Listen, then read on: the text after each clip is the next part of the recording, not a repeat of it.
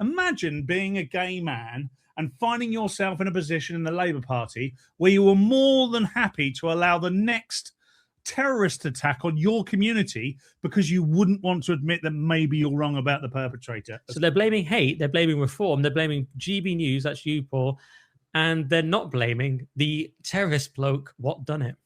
It's astonishing to me, but also with regard to Kate Osborne, and I'll get back to the crux of this in a minute, is it's a fundamental misunderstanding that the LGBTQ plus community is not all one community, as much as she and many others would like.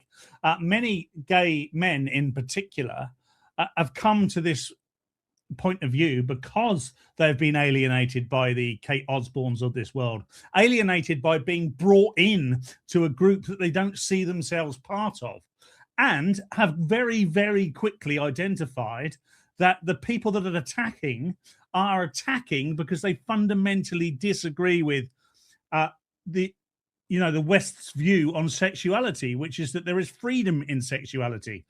And by obfuscating and not saying this is Islamist terrorism and Islamists do not like homosexuality, amongst all sorts of other freedoms from the West, is essentially perpetuating this and meaning it will happen time and time again. I guarantee you and I have talked at least about 7 or 8 of these attacks since we've been doing Dixon Cox, and we will talk about another 7 or 8 more before we finish.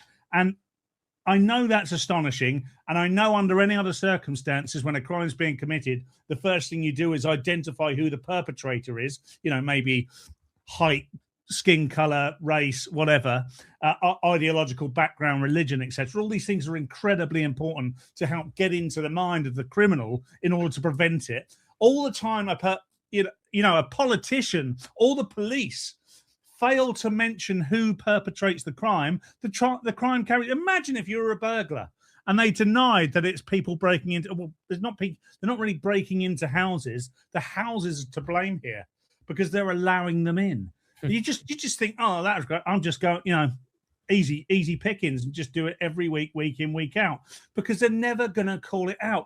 And one of the reasons they don't call it out is their fear of being proved wrong, or even worse, the opposition being proved right. Imagine being a gay man and finding yourself in a position in the Labour Party where you were more than happy to allow the next terrorist attack on your community because you wouldn't want to admit that maybe you're wrong about the perpetrator. Astonishing.